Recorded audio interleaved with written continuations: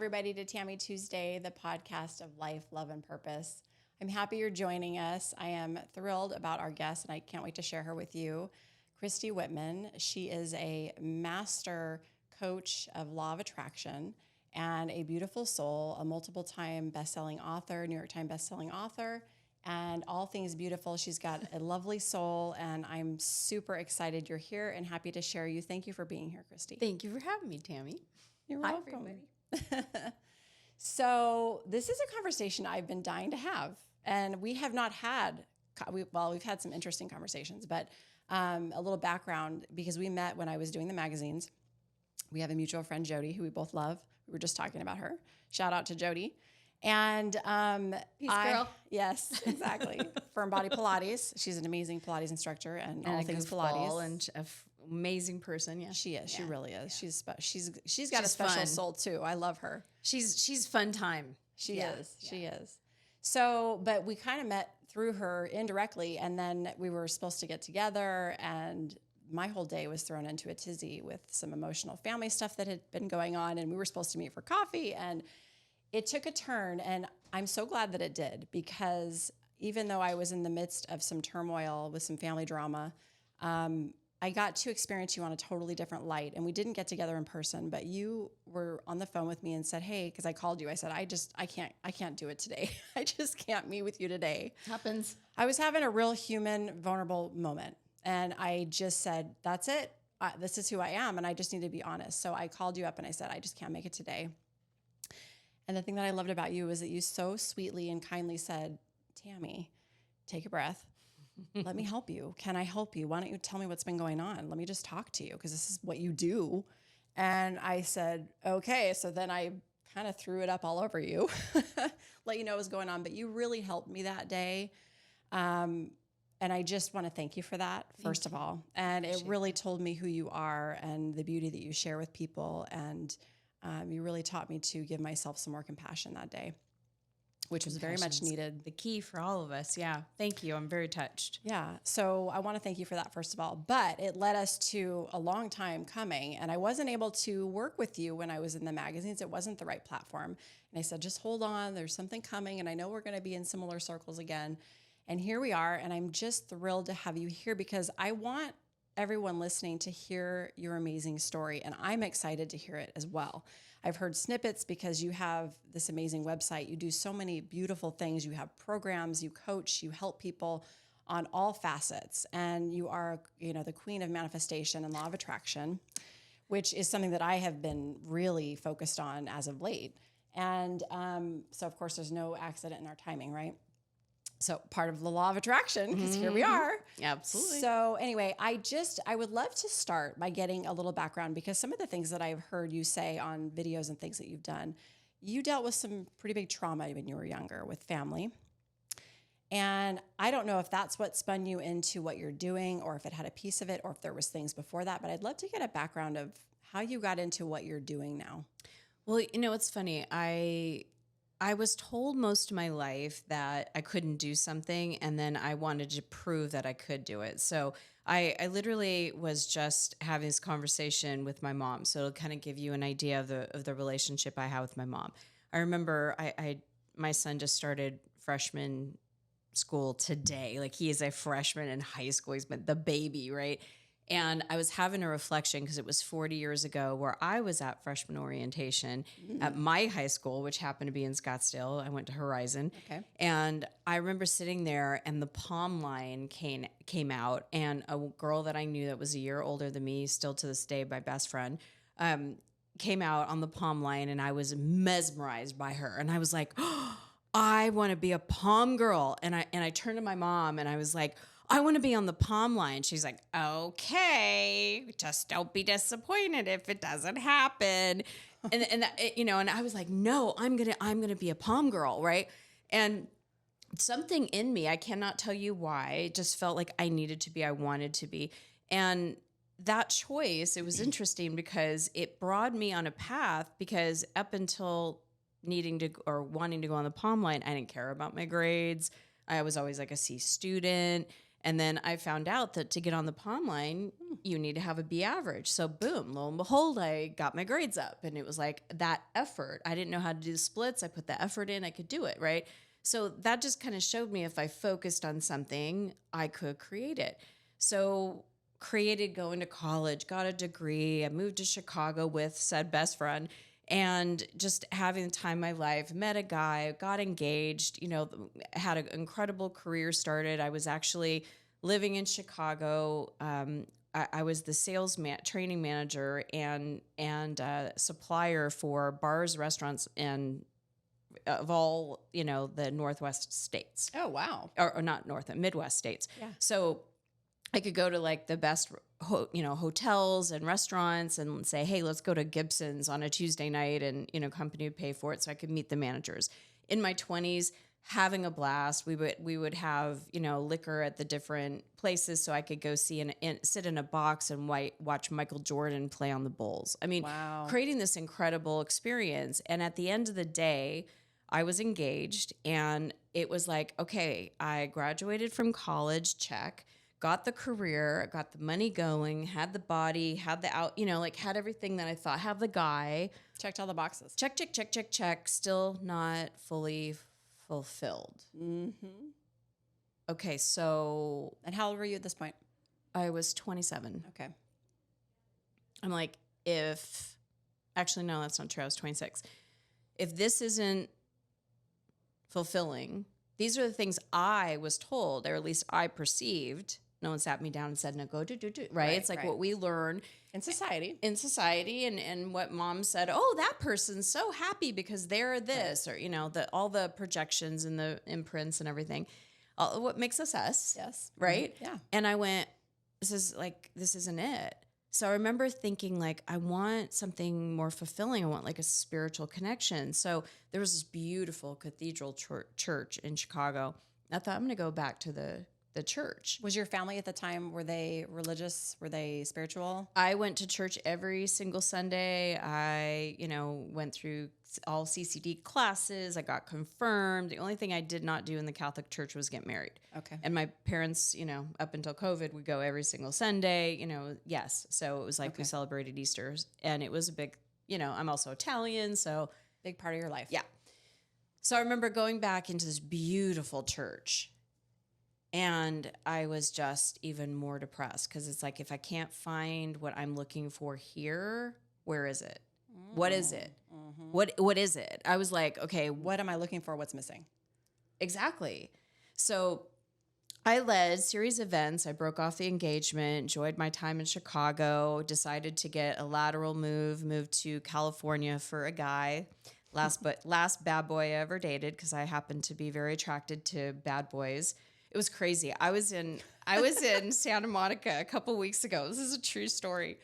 And I was just reflecting. I was in not Santa Monica, Huntington Beach, and I was sitting on the sand, and all of a sudden, this really cute little boy, this like 4-year-old little boy, cutie boy, comes running up to me, and we're both kind of shocked and surprised because I'm not there with my kids, and they're not 4 years old, right? So all of a sudden, the mom over there, she's like, over here, So the kid goes running over, and then he did it again, and we were both kind of laughing about it. So now I'm kind of giggling with the woman. And all of a sudden I get on a phone call, and I notice the woman now has some man, sitting with her. And so I said, excuse me for a second. I'm like, excuse me, sir, you're going to have to leave. Otherwise your son won't run up to me anymore. He laughs. He turns around, and it's John Stamos.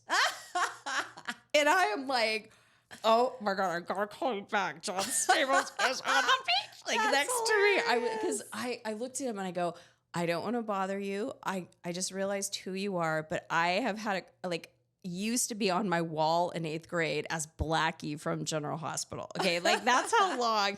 And he's such a good guy too. Such a sweet man. Oh, he's got a great soul. He's a sweet man. He's a great guy. So, but I was like, his persona on General Hospital, he was a bad boy. Right. So I've been loving bad boys ever since Blackie on General Hospital, right? So back to the story. So I follow my last bad boy to California, and I was introduced to a girl that was part of his friend group, and she cut hair, and I needed to get my hair cut.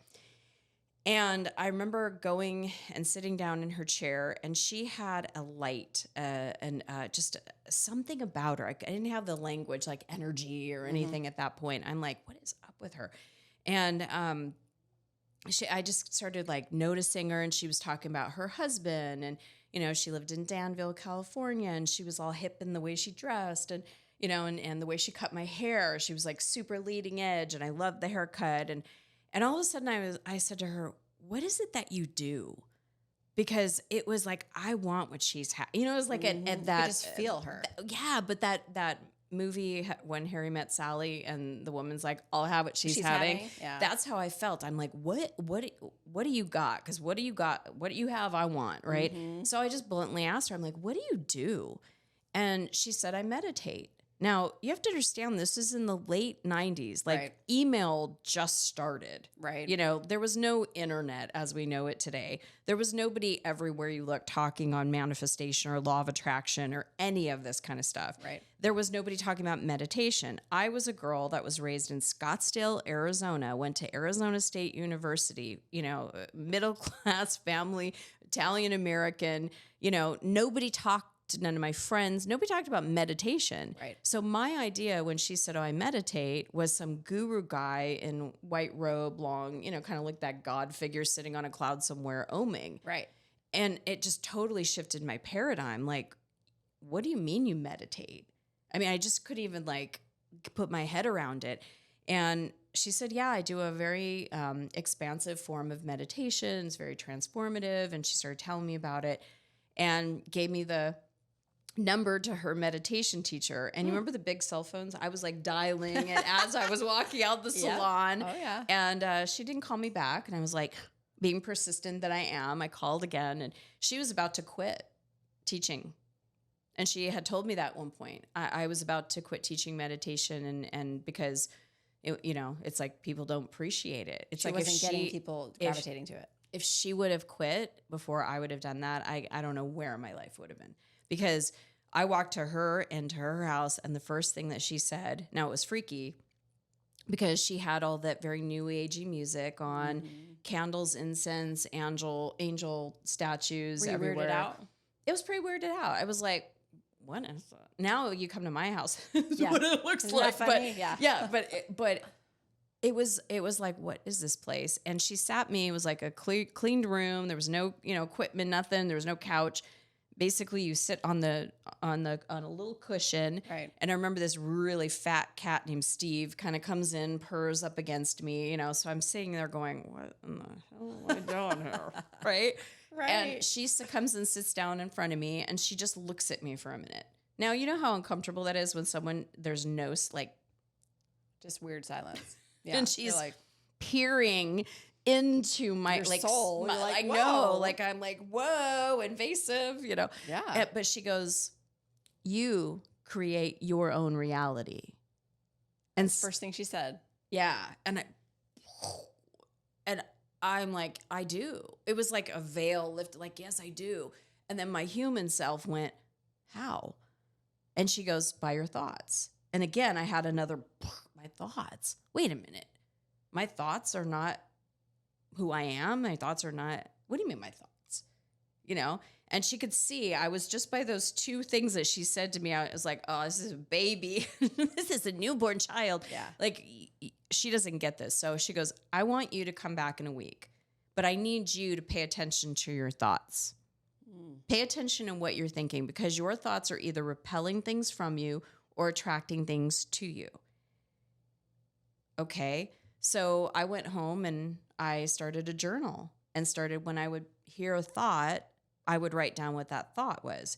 There was one moment I was walking, I was renting a room in a very strange woman's house because I didn't know anybody. I moved for this guy, and we had broken up after about a month after being there. So here I am in San Ramon, California, Northern California. I have no support system around me at all, other than this meditation teacher. And she says, go away, pay attention to your thoughts. So I'm living in this room. It's like a pool room, like almost like a game room on the second floor. And she's got these mirrored closet doors. And I walked past, and I heard about 30 different cut downs all in 1 minute. It was like too short, too fat, you know, it was just like I couldn't pay attention to my thoughts fast enough. And so I started meditating, and meditation helped me slow down those thoughts. Did you know how to meditate at the time? No. So what did you do? Did she tell you what to do? No, because she didn't tell me to meditate. She told me watch my thoughts. So when I came back, that's when she goes, all right, I'm going to teach you how to meditate. Got it. She actually sent me to a teacher to teach teach me basic meditation, because she wasn't a basic meditation. This woman was a healer. Right. Yeah. She was on another level that you weren't quite ready for. So she's having, and it was a little group that she was going to teach a bunch of people how to meditate. And she goes, well, we're going to do something to open up your inner healer. And so she goes, okay, I want everybody to imagine that your chakras in the middle of your hands are opening up. And she goes, I want one person to sit in the chair and one person to sit, to do the healing. So this girl was sitting in the chair in front of me, and I just put my hands out, and she was just like, oh my God, what are you doing? And I could feel it. It was like this energy. And I'm like, I don't know, and she's like, it feels like Christ. And it was like, oh, that's it. That's sacrilegious, right? Like my religious background of like Christ, no, Like, that's not okay. No, shut that down, right? But I didn't realize that ability to bring in energy, to be a channel or be a conduit, if it's a safer word, because people sometimes go channel, right? But we all channel energy all day long. Right. An athlete is channeling his excellence to be able to, dunk a ball or catch a ball or hit a puck or whatever, right? Yeah. A musician is channeling their genius when they play a guitar or write a song. I mean, right. We're tapping in. Exactly. So that's what I did. And I did it, and it really overwhelmed me, but I still was hungry. So I kept going back, and I was learning how to meditate. And now how I learned that transformational type of meditation that you're bringing in energy, that's what I do with clients, even when I'm coaching with them, because you can talk about something. That's why, and I appreciate therapists. I love therapists. Therapy helped me to a point, but just by talking about something, it keeps the mind engaged. If you're not releasing the emotions and the energy of it, you're going to keep staying stuck in that imprint. And so that's what I help people do, is get past, like even that moment when you said that you were stuck in an imprint, and just changing a perspective, a thought process about it, or even giving that idea that I'm not stuck. There's choices and options. There's other ways, and creating that sense of freedom. I mean, that's what I help people do in coaching. So, right.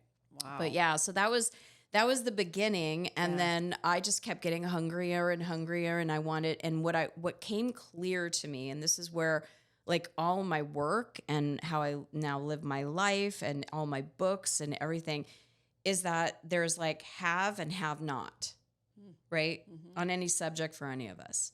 So it's like the having of the fulfillment or the abundance of something, or the scarcity or the lack of something. Right. And it happens, we live in a polarity world. It's one of the universal laws, right? There's up, there's down, there's left, there's right, in, out, hot, cold, right? There's polarity. Right. So if there's evidence of lack of something, if we don't know to look at the other side of it and know that there's also abundance or choice, we can get stuck in that struggle, that drama, that, feeling low, feeling bad, because we lack whenever we're focused on not having what we want, lack of, not feeling like we're going to have a chance of having it in the future. We feel bad. Right. Yeah, for sure. So as you started to develop this for yourself, because you said you were like, I'm hungry for this. Yeah. Were you aware at the time that this was truly an awakening moment for you, that you came here for this? In that time, I awakened to my true purpose, and my true purpose felt like, and still is, I'm a light worker. And at the time, I wasn't an author. I wasn't a coach. I was a pharmaceutical rep. I went from liquor to Pepsi to then drugs. I did all the things, right? Right. And my all of our vices. Right. My aunt said that too. She goes, "Let me get this straight. Went from alcohol to non-alcohol, then to drugs. From alcohol to sugar. Oh yeah. Right? I mean, the biggest drug we have. All the vices. Exactly. Sugar water. Yeah, interesting. So I was selling those, and I got really clear, even though I was making great money, that it wasn't purposeful. And when I would focus on my purpose is to be a light worker, What did that mean for you then? to add light to the world, to add light to myself, to add light to those places within me that are dark, meaning let go of the lack to bring in the fulfillment, to bring compassion to a situation instead of judgment, to add light to my life and therefore have that be a ripple effect. So I'm clear, I am a light worker. And as I was not feeling passion and purpose in what I was doing as a pharmaceutical rep, as a matter of fact, I felt every day, like if I get a headache, I take peppermint oil and I do that. I don't even take an aspirin. Right. Right. So for me to go, hey, this drug will do this, and here's why you should. You were like, this just doesn't feel right. Oh, no. I would get so motivated and pumped up in the morning, and by my second call after waiting for doctors, Right. and I'd be like, So it was very draining, and but I was grateful because I had a good living. I wasn't living my crazy ideal, out of this world outrageous life, but I had a good life. Right. But I realized in what I was discovering is that, and this is the biggest key, is that if any point any of us feel like we're missing something, like if someone thinks, well, I don't have a partner, therefore I'm lonely. And in order for me to not be lonely, I need to go get a partner, but I can't find a partner. So there's this Cycle. loop of I can't have what I want because I need this partner, The truth is that if someone's feeling lonely, that's the energy of loneliness, but there's also the polarity of completeness or fulfillment or connection, right? Right. And when we start to cultivate that feeling of energy of what that will feel like when it's manifested, so the feeling of having it versus even before you not do. Right. Exactly. Just Having already it before embracing you it. actually do, being grateful for it that it's coming before you actually have it. That puts us in that vibration of having, we're not in lack, and now we're a match to it. Right. And then it shows up. Yes, easily and It was already there, effortlessly. but then it just magnetizes right to you. Exactly. Yeah. Everything already exists. Like Right. even to that person saying, I wish I had a partner. Well, your partner doesn't, thank God, have to be born today. And then your partner's already here. Right. They're on the planet, in it. Right. You haven't allowed yourself to be ready to receive it. Exactly. Yeah. Yeah.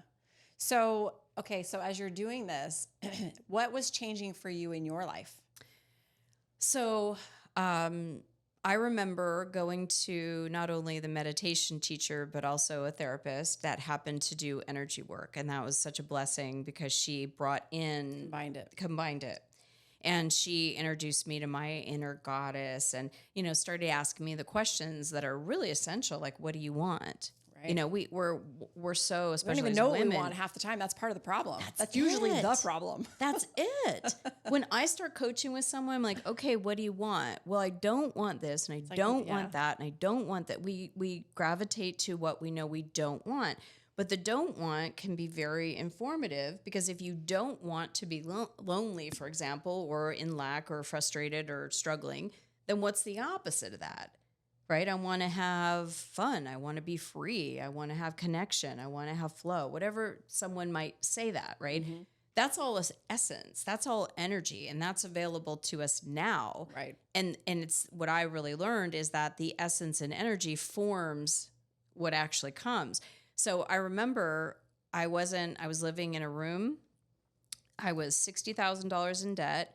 I'd stopped working out. I didn't care what I ate. I was just in a place of depression. This is when you were still doing this meditating? No, this is when I had when you started it. Got it. Okay. Started it. Yeah. And I started meditating and I felt like, okay, internally everything was opening up and I was feeling really good, but then externally it felt like everything was falling apart. So I was this is before Pepsi. I was in this interim of not having a job. I quit. I couldn't do it anymore. So things started then changing and matching the new vibration. So the guy, instead of a bad boy, the guy I met, I was in an 8-year relationship with him in my first marriage for 5 years. But he was the first guy that was like a nice guy. He was a good guy, right? Mm-hmm. And that I attracted someone different. And then I got, I got recruited. I met him through Pepsi. I got recruited to come work in Pepsi-Cola in Sacramento. So it like everything was just moving and changing. And I found myself living married in Redding, California. I had my own house with this man. And I remember going to Rebecca, my therapist's house, and there was this cute little house. And I lived in a room, right, in a weird lady's house. I didn't even talk about that. She was weird, very weird, but very strange. But anyway, no judgment, have compassion to her. But anyway, I would see this cute little house, and I'm like, oh, I'd love to live in a house like that someday. And one day, 5 years later, I was married, living in this house, and during that time, I was doing my own internal work. I was like, wow, okay, if this is lack, what's abundance? And, really discovering that and trying to scour the universe for the teachers that would talk about this stuff. Right. And that was probably a challenge. Well, Reading, actually, I mean, that's an area where there is a lot of that too. Exactly. So I ended up in part of my territory as a pharmaceutical rep was Mount Shasta, which is a very spiritual community. Yeah, for sure. So it's no coincidence, right? Of course, that this was happening, right? But one night I was wanting to have some guidance on what I was feeling lack or what I was bumping up against, and so I was meditating because I did that every night before I went to bed, still do. And I saw the cover of my book cover, and it said Christy Whitman, Perfect Pictures. And I'm like, well, that's odd. And then the pages started turning, and I thought, oh, that's interesting. That night, 1:05 in the morning, I was woken up with the very first words, the very first sentence, the very first, paragraph. I mean, just going on and on in my head. So I got up and went into my office and started writing, and my hands started just going. And I just, as they call it now, scribing. It was just like pure consciousness. Automatic writing was going for it. And I was up for a couple hours, totally forgot about it, went back to bed. Next thing in the morning, it was like all these journal pages. I was like, and I read it, and I was like, that was not me. I remember it, but it wasn't my information. Right. It was wasn't in my consciousness, right? My consciousness was asking for that answer that I just got. What just happened? This is really cool. Wow. 7 nights in a row that happened. 7 nights in a row? And that became my first book, Perfect Pictures. Wow. So long story, it's been a long journey of this is a long time ago, but I got the book published. What year was that? 2000. Okay. So I got the book published, went to go speak about it in like a little workshop at a bookstore in Sacramento, California. And there was 6 people there. I'll never forget. Excuse me. And people were asking me, do you coach? Now, this is California. It's Northern California. I never heard of coaching. I was a cheerleading coach at one time, for 7th and 8th graders. I was like, what do you mean, like a football coach? Yeah. No, there wasn't the life kind of coach. coaching that there is now. No, that didn't exist. And if you were a coach, you were like in Saturday Night Fever or Saturday Night Live with when he goes like, "I live in a van down by the river." Well, when he was like a motivational speaker. Yes, what was his name? I could see the checkered plaid. Chris Farley. Yes. And he's doing that, that guy. But a lot of coaches were either living in their car, they weren't making businesses out of it. No. And I'm pretty clear I like the kind of lifestyle, so I'm like, well, I'll help you. I don't want to become a coach or, do any of that, but just call me on the phone. And like you, having a simple conversation with someone, they would call me back going, oh my God, I met him, or oh my God, I got a job promotion, or like really crazy. Major breakthroughs for them. Yeah. And it felt good to be part of those breakthroughs. And it was also a calling. So Right. I went and checked into getting certified, and I was looking at people that were teaching people how to build businesses, but it was all men it was building businesses and speaking from the stage and, that kind of thing. And I did find some women that were along the way that certified me through different schools. But it's just been an incredible journey. Wow. That was my first book. Now I'm on my 8th book. It's going to be published next year.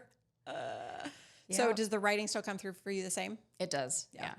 Yeah. And it's never, hey, I think I'll write a book today, or, hey, I feel like I need to write my next book. The topic, the timing, It comes all to of you. it All of a comes sudden it through just me. shows up. Yeah. So talk about, excuse me, Christy and the council. Okay, so that's a whole nother, as this development, right? That moment of I was working on the girl and I was just like, oh my gosh, I got to shut that down. That's just not right. In this time, and what I didn't know, Melanie, the meditation teacher, she channeled. Right. And during that time while I was working with her, she said to me, "You're a channel." I don't even know what that means. You're like, come Okay. again? Sure. Whatever you say, and I kind of tucked that away. But then as I was doing my, really wanting teachers, someone handed me an Abraham Hicks, it was a cassette. Yeah. That's right. old. Yeah. Cassette at the time. Oh, yeah. Yeah. And I had put it in the cassette tape in my car, and I was that was it for me. I wanted to learn more, that kind of thing. And within weeks of even being introduced to them, a couple of people that were in the community were going on an Abraham Hicks cruise. And one of the girls couldn't go. So at the last minute, I got to go on this cruise. And I got to meet Esther and Jerry and the whole thing. And so all my teachers were channeling. It felt truer to me. It felt realer to me, more real than, not to, I love all my colleagues and teachers, but there was something pure that I was really looking for. Mm-hmm. Well, it was because it was you. Yeah. It was what you were intended to do. Yes. And you were relating to the people that were doing something similar. Yeah, exactly. Yeah. So I learned how to manifest, and, I learned how to get the guy and, get the kids and make the money and, do all these things. And for me, it was like, I reached a place where, and this is about 10 years ago, where my aunt and my godmother in the same week had passed. And for me, it was like, grief is let's just say it, grief sucks. It's a bitch, but it also opens up and deepens us. So, it's like, why do we have to have grief? Because those are the moments of just opening for us and growth and who we become and who we choose to be or not be. Because during this time, when I was opening up, my sister had committed suicide.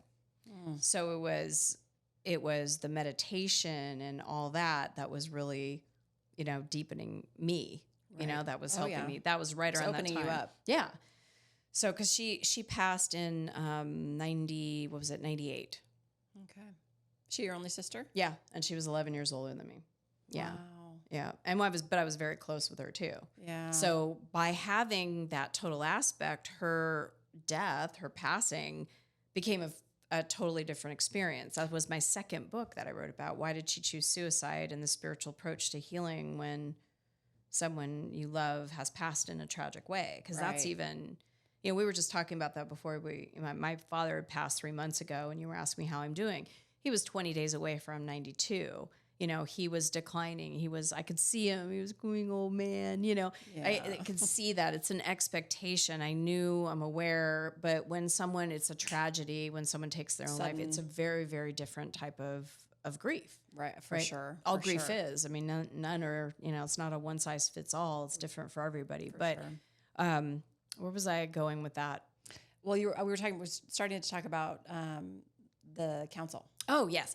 So they started coming through as I continued to open and deepen. Wait, really quick. Let me pause for a second. Yeah. Because you said when your teacher started to say you're a channel, when did you realize what that meant and how it was working for you? Well, before you get into that. Yeah. So when I learned about Abraham Hicks, I understand, they're channeling. Okay. So then you got a deeper understanding of what that meant. Okay. Yeah. Okay. But it wasn't until what I didn't mention is that one of the wonderful things is that people started asking me, you coach differently than anybody else. I want to do what you do because what you do is so transformative. I've never had another coach do what you do. I don't know what it is you do. Kind of like what I was with Janine in the hair. What does she do? What does she have? What is going on? What is that? I feel something. Yes, exactly. So I had 4 people within 4 days of each other. None of them knew each other from different things. Asked me, would you certify me to be a life coach, a law of attraction coach like you? And no, that's not what I do. Go here or there. Gotcha. 4 different people. So I was like, all right, universe. Something's going on here. I'm listening. This is like a surround sound effect. So if I was going to put a certification program together to teach people to do what I do, what would I do? For the next hour, it just like modules, and you teach this and you do that process. It just came like my books did. Yeah. And I was like, okay. The whole program was developed for you. Right there. I literally reached out to some people that I knew were in the secret and friends of mine, and they promoted it. And the Quantum Success Coaching Academy was born, where now we've certified over 3,000 coaches since 2008. We're still certifying coaches. It is the most comprehensive That's amazing. coach certification in the world. And I've had people go to Robbins and all these other places. So I'm really proud of it, and I'm really proud what came through and what has evolved. But during that time, the coaches were like, I want more, what's more, right? So I decided to teach what I got trained and what I initially learned from Melanie, which was light body. And so I started teaching others how to open up to their energy body, how to open up to their soul body, how to really, be able to manifest from energy and really deepening, like really good stuff. So this one day, it was really freaky, Tammy. Now this is before Zoom. This is like teleconference, right? Oh yeah. So I'm living in Montreal at the time because I met my beautiful husband, Frederick. He's French Canadian. So we were living in Montreal, and this woman, there was, I think, about 20 people on the call. This woman was in Spokane, Washington. And What year was this? it was on the phone. What year was this? What year was this? This was 2010. Okay. No, 2013. Okay. So I'm on the phone, right? And I've got this, the headset or whatever. Right. And all of a sudden my hands go up. And I'm like, what is happening? And then I could see the picture of this woman. And I'm like, my hands are around her neck. That is so weird. Like I'm seeing her as if she's like right here. And like if I'm going like this with you, I could see. I'm in Montreal, Spokane, Washington. That's really far away from each other. This is who you were talking to on teleconference. I was with about 20 people. Okay. And she was just happened to be the one I was talking to. She unmuted, asking me a question. Right. Okay. So, and I could see this, and my hands go around her neck, and all of a sudden she goes, "Did you just put your hands around my neck?" And I go, "Yeah, I think so." And she goes, my neck has been sore all day. I woke up with a really crooked neck today. And she goes, what are you doing? And all of a sudden my hands were getting like on fire. And I was like, I don't know, but my hands if I can't put them down, they wouldn't move. I was literally trying to put my hands down. Wow. And she's like, oh my God, it feels so good. And that's relief. And I'm like, and they can't see you. no. So they're just, so I'm like going, I'm just a normal girl from Scottsdale, Arizona. What's happening? So all of a sudden, she's like, oh, that feels so much better. Thank you. And my hands just dropped. And I'm going, okay. So then the next woman that comes in to ask me a question, all of a sudden, this was really freaked me out. All of a sudden, I hear them. I don't know who they are, but I knew it was a they. They say to me, tell her to go to the doctor and get her hips checked. Had you heard voices before? No. Never. No. This was brand new. Yeah. Wow. Okay. Yeah. I mean, other than the time that I had heard the voice saying to me, for the book. Right. Well, telepathically, you were receiving the information. It was just downloading into you. Right. But this was you were hearing audibly in your head messages to convey. Yes. Audible, like you hear them in your head. Oh, yeah. And they were persistent because I was like, no, I'm not going to run to a doctor if it's like, I'm not that way. So I'm not going to tell someone to run to a doctor. Like, no.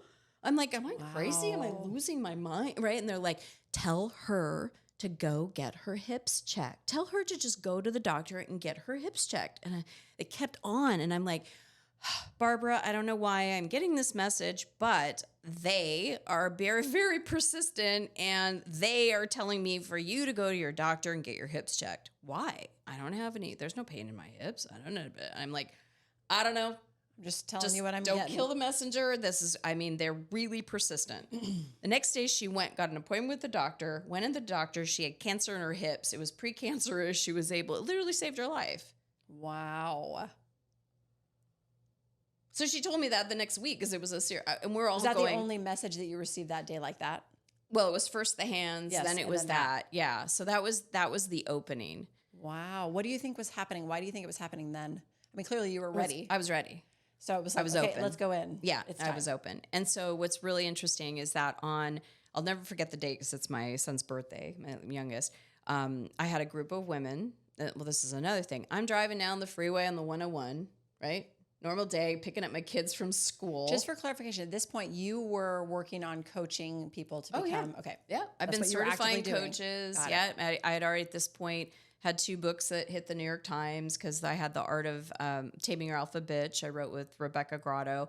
And then The Art of Having It All had already hit the New York Times. So, business is up and running, changing lives, helping coaches, changed people's lives. It was awesome. And I'm driving on the freeway and I'm already getting this, these openings and messages and images, and all my books are downloaded. And I get this image of like this council. And I'm like, what the? And I know that, you can smoke weed in Arizona. I wasn't. It was not, do it, don't do it, I don't care. But for me in that moment, I was not smoking. I was not on anything, right? It was Right. this image of This is when you were driving? a council. Yeah, I had to pull over. I'll never forget. I had to get off Indian Bend Road and pull over because it was the next free. Yeah. And I was like, I'm going to run off the freeway here. So I pull over, I close my eyes, and they told me to create Sacred Circle of Light. And I'm like, what's that? And so, create the Sacred Circle of Light. So I'm like, all right. So tell me what that is and I'll create it. Right. So get your top clients together and have them get into a program and, so I did. So I offered it to clients, no more than, 10 for this configuration. 10 showed up. All of a sudden, September 17th, we're on the last person. We're doing energy work and stuff like that. And just kind of clearing, emotions. This is bothering me, and doing coaching. And all of a sudden, instead of hearing them as like a collective clear voice, I heard as if like my husband and my 2 kids were talking to me, but there was like a ton of voices. Several voices. Yeah. And I was like, I don't know what. And Too much. I could have sworn I flopped over the chair, but I had it recorded and I was straight up. Oh, wow. But my consciousness I felt like I was just kind of leaning over the chair, listening to what was happening. And it was wild because they had an accent and, so I was aware of what was happening. And when I came back in, I was crying. I was like, oh my God, I've seen it done. Right. Yeah. That never in that way happened to me before. And ever since then, everything just changed. So it was a lot of courage to do that because a lot of people that knew me as a author coach, now I'm channeling and bringing in this information, and they're like, whoa, that's a little weird. But the ones that got it are like, scan me, and it's been amazing. We helped one guy that was in stage 4 cancer, helped him, heal from that. And Wow. tons of ladies with migraines. We've helped them literally live their life free of migraines. Women that have had fibromyalgia, now just like totally thriving. I mean, I can't, because I'm not a doctor and I can't claim these things, but these are, from people attracting their ideal partners to beautifully, lovingly move through a divorce, conscious uncoupling as they now call it, which a colleague of mine, Catherine Woodward Thomas, is the one that wrote the book on that, on that term. Mm-hmm. But yeah, it's, having people attract, new levels of success. And Jody, we were talking about Jody. Jody's a perfect example. I don't even know if you know this story. COVID happens, right? Mm-hmm. And I remember Jody was at Pilates studio, at the Village. Yep. And I was with her that day, and she calls me up and she goes, listen, I have a Pilates studio in my house. The gym and everything else around is closing, and I'm very dedicated to working out. So I said, book me 5 days a week, because like that's the only game in town, right? So, and she's like, I'm not doing this for all clients, just a few. So I was like, okay, it's safe. You're just going to clean everything. So go there 5 days a week. And I was like, I love this. Like you have, it's not this basement kind of thing. Right. And I'm like, I love that. Have you ever wanted to own your own studio? Right. And she's like, oh, no. Why? And she's like, well, and then she's like, we all do. She started talking about all the limitations and all the risks and all the reasons that she couldn't and blah, blah, blah. And I said, but what if you could? Like, what if you did? What if you just like take money and all the risks aside, let's just dream for a little bit. What would it be like for you to have your own studio? What would that look like? Yeah. And she's like, oh my God. She started thinking about, oh my God, it'd be amazing. Kid you not, the next client that she has, his name was Jim. He owned where she now is in the Citadel. Mm-hmm. And he said to her, have you ever thought about opening your own studio? That's how it works. Well, that's funny. Well, that's funny. We were just spent the last hour talking about how wonderful it would be and da-da-da. And he goes, I've got a perfect spot for you if you ever wanted to open up your own studio.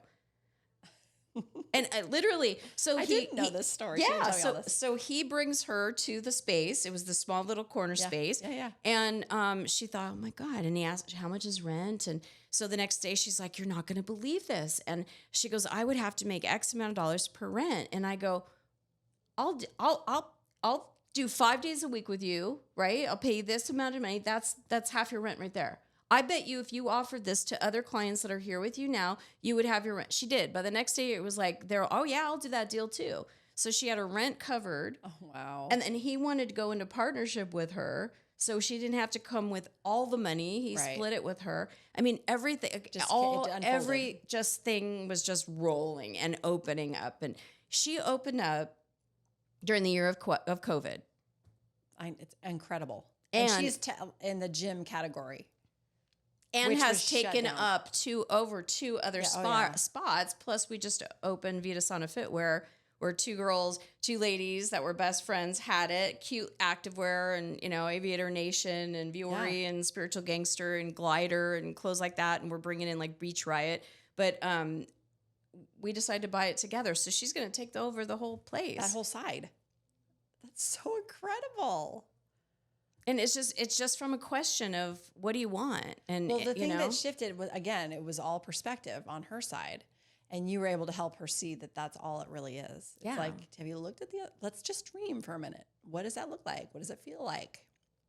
And bam, it showed up. Yeah. I mean, it sounds so simple, and it really is. That's what manifesting is. And that's what I learned from Melanie, is that when you take thought, which is creative, and you focus it on something, it becomes. Mm-hmm.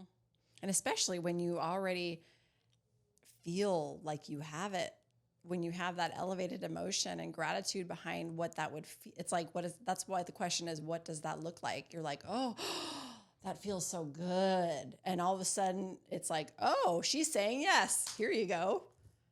And it shows up. Yeah. Yeah. And then let's talk about the flip side. What about but I've wanted this for so long, and I wanted this success, or I want that money, or I want this guy, or I've been watching The Secret, and I've been trying to manifest, and I had someone, a sweet woman. She was so sweet. She got on a call with me, and she's like, okay, I know what he looks like, and I know what our kids look like, and I know what it feels like to live in the house, and I know where we are. I mean, she described it. She was in it. She was just like, but I've been waiting all my life. Where is he? She reminded me of Charlotte on Sex and the City. I've been waiting forever, Yeah. And I was like, that's two totally different vibrations. You've got the idea of it. You've got that You're down. contradicting it. You're undoing it. Yeah, you've got split energy on it. Right. Yeah. You can't. You can't say one thing and then all of a sudden totally undo it over here. Yeah. That's what you're doing. You're totally undoing it. It's like, oh, this is so great. And then, but where is it? Or then the negativity comes in, the pessimism comes in, right? The doubt, the worry. But the thing is that we all do it, right? So it's like we have 4 bodies. And this is what the council came in. One of the first things that the council came in was everybody needs to know how to master their energy. Because when it comes down to it, it's all about mastering your energy, mastering your thoughts, mastering your emotions, mastering your physical body, and mastering your energy. So we have a mental body, which is our mind, which is important. We have to think. If you see some people that lose their mind, go down to San Diego and watch the people walk around, downtown. They've lost their mind. Right. They don't have control of their mind. Our mind might be negative or tell us, but we need to make friends with it instead of be like so opposing with it. Well, that's a good point on meditation, because people feel like in meditation they have to dismiss it. Yes. And actually they have to really invite it in. Yes. And they play together. That's the only way it will work. Exactly. You can't say go away.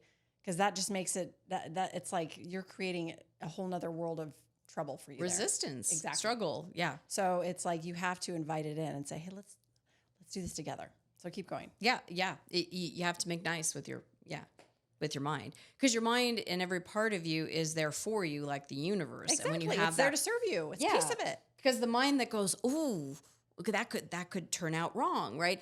The mind is there to warn us of what could go wrong. And it's like you tell the mind, well, thank you. Now I know all the things that could go wrong. Now let's look at what could go right, what could go well. What if it turned out the way I wanted it to? And now you have different perspectives, and now you're empowered to go, well, that's an option or that's an option. I'm going to choose that option. And now you're empowered. You're not just an automatic, you can choose. Talk about the bodies, because I think that's a really important point for people to understand. So our mental and our emotional body, right? Our physical body is a reflection of our negative thoughts or positive thoughts, and or our stuck emotions or emotions that we let go. But if we don't process, let's just say emotions, right? Those emotions fill up. It's like we have an emotional body or like an emotional container. If it gets so filled up, it's then going to go into, it has to, because they're all connected to the parts of the body. So that's where minor annoyances, like, pains or discomforts, I work with people on releasing that. And it's amazing because now they don't have those discomforts. Things like, traumas, big traumas, small traumas, they get stuck in the body. As they say, the issues are in the tissues, right? Mm-hmm. And the beauty of it is that the body is like a container. And when we determine what we want in this container, then it's like this, like a bottle of water, right? This is a container. Right now it has water in, but I could pour it out and put vodka in it if I wanted to, right? It's like, it's what's in the container. Right.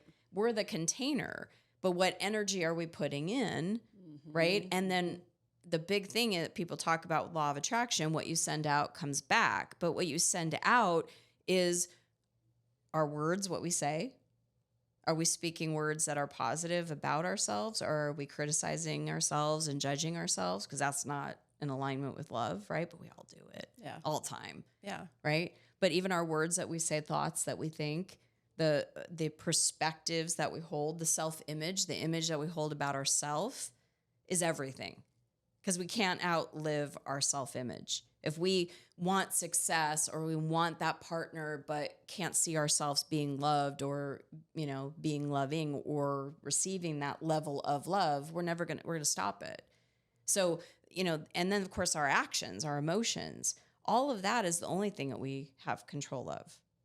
Right. We don't have control. It's how we respond to anything outside.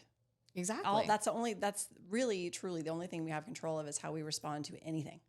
Yeah. Including ourselves. Especially ourselves. Well, for sure ourselves, but the outside is where we see it most. Yes. People tend to focus on that most. We tend to focus less on the inside, which is where we get stuck because we don't focus there. So it is because we're so outer focused. We think that if I want to be happy, I need to go get this or have that. Or like we said, in order to feel secure, I need to go get a partner or money, or we project what we think that will mean. And the great thing is, like you said, it's when we stop looking outside of ourselves to fill ourselves up and we start filling ourselves up, then we easily attract those things. Exactly. But the I've been working so hard, and like we said, it's if you have split energy, that's if you go, oh, I want this, but I can't have it. It's like there was a saying, it keeps coming to me in the movie with Reese Witherspoon, Sweet Home Alabama, where the dad says you can't ride a horse with can't ride two horses with one bum or something like that. Yeah. It's like you can't ride. I almost just watched that the other day. It's funny. It's funny. Like when she's about to sign, and he says, I must have picked up on the field or something. But he's like, you can't, That's funny. Okay. So here's what I want you to help people understand. And when I say people, I mean everyone, including myself. Because this is important to hear, and I've said this and I understand it, but the more I hear it and digest it and live it, the better. So when we have emotions, so when we have something that's outside of us, that then comes in and presents itself to us, and we go into our emotional breakdown or our vulnerability or our fear, right? Opposite of love. So how can we embrace what that is and allow it? Because we have to, because if we don't, then we block ourselves from everything. So how can we more easily, because this is what I found for myself. I just had a moment earlier this week. I had a complete mental breakdown. I mean, fear came in hard and fast, and I was a mess. I mean, a mess. And I'm pretty good, but I was a mess because I am human. And Yes, so we all are. this happened, and I literally, I was an emotional wreck. I cried, and I was terrified, and fear, all the stuff came in. And I remembered the thought behind, Tammy, you know this, let yourself have it. It's okay to feel this way. Your fear, your whatever that fill in the blank emotion is not a bad thing. It's okay. It's okay to have it. It's okay to live it. It's okay to experience. Let it in and let it in. It's all of its force, because the sooner you do that and stop rejecting it, the sooner it's going to flow through you and open you right back up. Yes. So it's that self-compassion piece, right? It's the compassion. So, I guess I just kind of answered my own question for you. You did. But that's the truth. In my own experience just recently, the beauty behind all of that, though, that I found for myself as I've put this to practice in my life, because like I said, those things are going to keep coming. They're never going to stop. Yeah. We're human. The outside energies are never going to stop coming at us. We're never going to stop feeling them or experiencing them because they're real. Yeah. But it's how do we handle them? What do we do with them on the inside? So what I've noticed for myself is the more that I can recognize or have awareness around the fact that I can have it and I don't have to reject it. Well, calm down. It's okay. No. It's like, no. Let it in. It's all right. Let it in. Yeah. And what's happened with me is I've realized that when I have those moments of trauma, let's say, for lack of a better word, in that moment, the quicker they release, the quicker they subside. Yeah. They don't stick around. No. They literally flow through. It's like, oh boy, I'm in it. This hurts, it sucks. And then all of a sudden it's like, phew, Yep. and all of a sudden you're open again. It's like, oh, and then all of a sudden you're flowing. That's it. So it takes about 90 seconds to process a wave of an emotion. Now, if someone is, say, angry, right, about something, and someone did something or didn't do something, it may be a few waves of that. But a wave is like where you're letting yourself feel it, and you're feeling the anger, you're down in the belly, you're feeling the frustration, or whatever it is you're feeling. And the great thing is you don't have to name it. You don't have to describe it. You don't have to know where it came from. If you're feeling the emotion, if you allow it and let yourself sit in it, think of it more of like you're riding a wave, like you're a surfer in the ocean and you're riding the wave or boogie boarding all the way to the end. It's like you want to ride that wave so that it dissipates, because if you block it, then it builds back up. And you're right. There's so many different stories and things to say about this, but I remember my son Maxim, when we were living in Montreal, he was about 4 years old. And for my husband's birthday, he'd always wanted to, test drive or rent, get on a racetrack with a Ferrari and a Lamborghini. So I set that up for his birthday. And we were driving about 20 minutes away from our home, and we had about another 20 minutes to go to the track. And so my son Max was just like, I miss home. And he starts just crying. And I just, reached behind. I go, it's okay. And he just was crying and, I want to go home. And, and I was thinking about it. I'm like, I was just holding his hand and letting him have his space. If I was my mom, I'd be like, don't be an idiot. We're only, 20 minutes away. We're going to go back. It doesn't make any sense. You're fine. You're fine. Exactly. Stop crying. I'll give you something to cry about. Like all the other things, right? And I just sat there in compassion with him, holding his hand. And all of a sudden he just wiped his eyes and he was like, cow, and it was like, he was back. And I was like, dang, he just showed how an emotion, he doesn't know where or why or whatever, but a wave of emotion came up. He felt it. He let it go. And then he was on to the next thing. And we, as adults, we're told, like you said, don't cry, stop that. Like I was told, don't be angry. You'll be like, oh, you're going to be just like your dad if you get angry. I didn't want to be like my dad. So I don't want to get angry. So what I do, I stuffed I smoked cigarettes to stuff for the anger down, all the things that we did, food, sugar, whatever, workout, men, the whole shopping, all that to just not feel. Right. To not feel. Which our emotions are essential. It's literally. They're gifts. Yeah. They're actually gifts. Huge gifts. Even the ones that we feel are painful. Yes. They are huge gifts. Huge. And as Abraham Hicks said, it's our guidance system. It guides us. If we're feeling bad, we're focused on something we don't want. Because the way I talk about it is you have 3 states of being. There's a microphone right here, so I'm like trying to not talk with my hands as an Italian. But you have like the first state we talked about. That's like the scarcity, the limitation. That's where any fear, when the Course in Miracles says there's either fear or love, even go deeper. Where does the fear come from? It comes from a perspective of not having what you want. Right. Scarcity, lack. Yeah. So that always feels bad. On the flip side, over here is abundance. And that's where excitement and joy and passion and purpose and fun and freedom and all those higher vibrations and emotions come. But it is very difficult for most people to get mired in this, which we all are, even if just being on social media for a little bit, just the comparison of, oh, good for her. Oh, I've never done that. Oh my gosh, my friend's doing that. Oh, I wish I had kids. That constant negative, comparison and criticism, that keeps us in lack. So we're inundated with that all the time. Right. To get out of lack, we must come to the middle bucket, and that's compassion. That's where we don't feel sorry for ourselves, but it's like, okay, all is well. Let me breathe. Like I said to you, Tammy, take a breath, right? It's like let life force back in. Let yourself move your energy. Let yourself just voice out what you need to voice out. Yep. Feel what you need to feel. Just be present with what's bothering you. Right. Be present with what you're saying to yourself. Be present with, and then all of a sudden the emotions start to release because you're allowing them to. Right. Yeah. It's so powerful. And so we're so afraid to do that. We've been trained and taught our whole lives from, like you said, from our home that we grew up in to society to all the outside forces that teach us not to do that. Can I share a story with you? Yeah. So this is actually how you do it. So I had a call from a top celebrity that was in Scottsdale and they wanted to meet me. They weren't sure where, but they gave me the location to, go. So I was like, all right, I cleared my Friday. I go to meet them and I'm waiting in the car and, I'm doing other things. I'm waiting and it's now like an hour and a half and I'm waiting for this person with no phone call. And I'm like, all right, well, I guess I'm going to go home, because it's like, I'm not going to wait my whole day. So I started to go home and I was angry.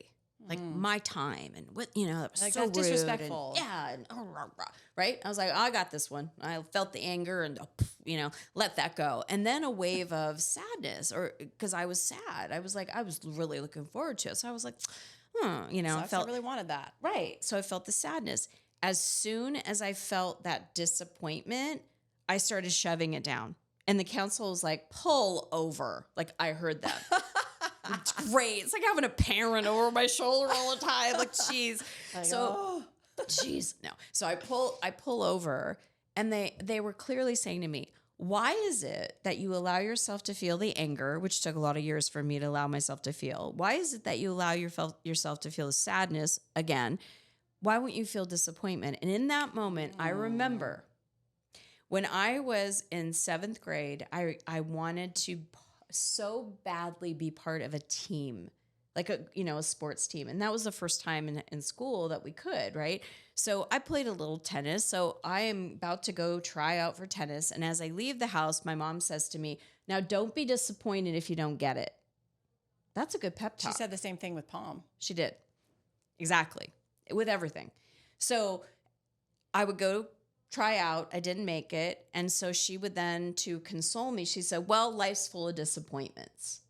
That's encouraging, right? So I was like, okay, basketball. I'm like 5'1". I don't even think I was that tall in 7th grade. So I tried for basketball. Clearly didn't make the team. I got the whole pep talk. Don't be disappointed if you don't get it, right? And then, life's full of disappointments, right? Right. So pom or cheerleading. It was creating your own truth. You're totally creating your own truth. I'm here going, I can't feel disappointment because my mom said, don't be disappointed. And yet life is full of disappointments was on the flip side. That was the Oreo cookie, right? That was the what got sandwiched on both ends, right? It was all about disappointment. So that's why I can't allow myself to feel disappointment. Right. Right. And A plus B equals C, life is full of disappointment. So I can't let myself feel life. And do I, as an adult now, here's the question. Now that I'm aware of this, that I have in going on the back of my head that life is full of disappointments, what do I want life to be full of? Surprise and delights, joys. I started declaring it. I started feeling it. I started letting myself shift into that. And I was like, yeah, life is full of love. And I kid you not, I was 10 minutes away from my house. I got home and a dear friend of mine said, hey, someone wanted to know your information. They want to book you on a podcast that has, millions of whatever. And I was like, surprise and delight. Perfect. I'll take it. Take it.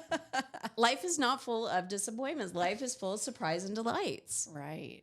Perspective shift. But the thing that was really cool about that story that I have to highlight is that you had an awareness and a recognition as to why you were doing that. Yeah. You needed your guides on your shoulder to say, hey, now, wait a minute, let's look at this. Do you see that you're doing this and this and this? And you're like, what is that? And then all of a sudden that clarity came in of, oh, okay, well, guess what? I can shift that. Yes. So I did. So it was a choice. Yeah. And you shifted it. Yeah. And then all of a sudden something beautiful and delightful came in. Immediately. It's yeah. I know. It's crazy. Like I said, it's like so simple, but we make it so complicated. I know. Well, it's interesting that more of us don't know this. Well, and I think it's one of those things. This is one of the things that I've talked about a lot is that the way I'm understanding this in this life, on this plane, in this experience is that manifestation is such a part of us. It really is who we are. We don't attract what we want. We attract who we are, period. So there's that. But then if you're going to be figuring out how to be you here, which, AKA manifestation, because you're attracting what you are, you better get really good at doing that here in this life, because when you're not in this life and you're in the afterlife and you're in between and you're doing other things, it's not even a thought. It's there. It's immediate. So when you're coming to that, you're feeling like, why wouldn't I? This is like a training ground. Well, the way Counsel and I look at it is that we've all chosen to be here, right? In these physical bodies. And it is polarity. There is up, there's down, there's in, there's out, there's right, there's left, there's, love, there's hate, there's security, insecurity. It's part of this experience. It's a part of it. And we knew that coming in. Yeah. And so to not focus on, for example, if you look at life as a big buffet of any of the foods that you ever want, right? And one of the foods that I just don't prefer, even the spices, is curry, right? So if I go up to the big buffet of life and I see curry and I'm like, great. Now the pasta's ruined and now the salads are ruined and the desserts are ruined and all the lobster is ruined and all the things I love because there's curry. And we focus on the curry of the buffet, right? It's like, okay, this is just curry. What do I want instead? Mm-hmm. Just get past that. Go to the other side. Look at something else. Focus on something different. Right. And that's the thing is that we are always manifesting all the time. Yes, it's consistent. We just don't realize it. Well, we're manifesting what we want or don't want. We are manifestors. We are always we're creators. That's what manifesting is. We're creating. Yes. Yeah. Exactly. Well, that's what I'm saying. But when we're not in this realm, we remember that a lot easier than we do when we're here because we chose to come here to forget it and remember it. Well, when we're in the other realm, we're in pure positive energy. That's what I'm saying. No polarity. That's what I'm saying. So it's immediate. It's already there. We already are living it. We only know that. That's all we even know there. So that's what I'm saying. The beauty of being here, we chose to come here so we can say, oh, it's like, what a gift. Yeah, we get to learn that here and re-experience that here, even though we already know it inside. Yeah. We already are it inside. Yeah, and the soul becomes it. I mean, the minute we say, "Oh, I want the feeling of having connection," the soul partnering and the soul blending, it's like that compassion, that connection, that love, whatever it is that we're wanting, that we feel or think we're void of or in scarcity with, we can have it now. Exactly. Because it all starts with energy, and that's what everything. So whatever we're wanting and thinking the end result will finally give, if we can start practicing and cultivating, like I was talking about before, that passion, that purpose, I didn't have that in my career. As I started to cultivate the energy of it, that's when my book came out. That's when I started coaching, and that's when I started following that path, because the path was, led by and with the manifestation of already what was the energy. Exactly. You just brought it in. Yeah. So with people that you've coached and helped, whether it's helping them heal and heal themselves, really, when that happens, have you noticed a shift in those particular people of, oh, they have a new awareness of what's possible? Yes. So has it changed them into even serving a bigger purpose for themselves in life and everything that they do? Absolutely. So that's such a huge point. It's huge, because in 2008, when I had the Quantum Success Coaching Academy come through, so many people were like, okay, I'm feeling good. I'm learning about law of attraction. Now I want to turn around and help somebody else do what I know or learn what I know. It's like we naturally want to share it. We do when we experience it. Well, the Pavlov or the hierarchy of needs. There's actually a higher one now, and that's like once you have every single one of your own needs met, even emotionally, and you feel fulfilled, it flows. You want to give it out. You want to help others find that level of fulfillment. Yes, yeah, I say that all the time. It's like, oh my gosh, as soon as you can pour so much into yourself that you're flowing like in such a positive way, you can't help but want to share and express and give and do all the things for other people. Now, it doesn't mean everybody's ready for it, and you'll know the ones that are attracted to you are the ones that are meant to be there for you, and that there's plenty that won't be. Oh yeah. And that's also okay. But it is what it is. So you'll have to be aware of that too. But it is amazing how as soon as you start to fill yourself up, it becomes this overflow onto everything and everyone else. Well, it's about self-love. I'm doing a self-love reset. It's free to anybody. We're actually doing it this month. And you go online, go to ChristyWhitman.com. It shows that all the information. But the very first thing with self-love is when we are critical and we are judging ourselves, we are splitting and it's almost like taking this container, and when we judge or criticize, we block off the flow. Can't receive anything. Yeah, we block off our positive flow. And it's really interesting because when you really start to looking at today, as you listen to this and the rest of your day, how much do you complain? And when you do complain about something, immediately ask yourself, what do I want? What do I want instead? What do I want instead? What do I want instead? My husband was complaining about my son the other day, and I said to him, I go, my grandma used to say, if you don't have anything nice to say, you shouldn't say anything at all. And he goes, well, then I'd never talk about him. And I go, well, then that's better than complaining. We won't ever talk about it, but we're not going to complain at least. And it made it funny, but at the same time, it's like true. What am I giving out as I speak about my son? What am I giving out as I speak about my mom or my dad or my money or my, That's a really good piece of advice. When you're complaining, a very simple thing that we all understand and we all do it. When that moment happens, of course, you got to have the awareness that you're doing it. Once you do, say, oh, well, if I don't like whatever I'm complaining about, what is it that I want? Yeah. And then start living through that and change your perspective. And it shifts how you're speaking. It shifts what you're getting. It shifts how all the things, what you're putting out, what you're getting in, all of it. Yeah.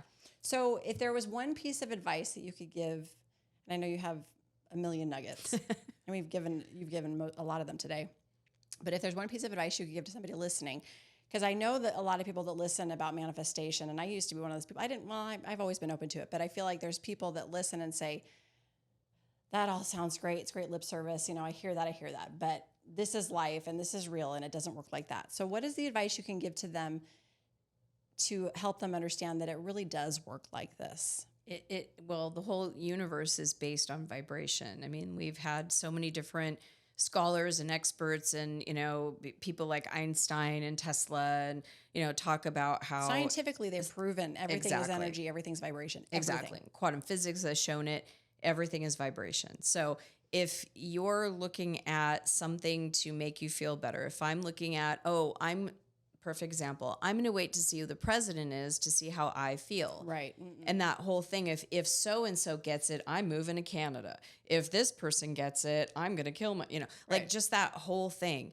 It's like people are waiting to see how I'm going to feel instead of choosing to feel empowered and choosing to feel compassion that you're scared.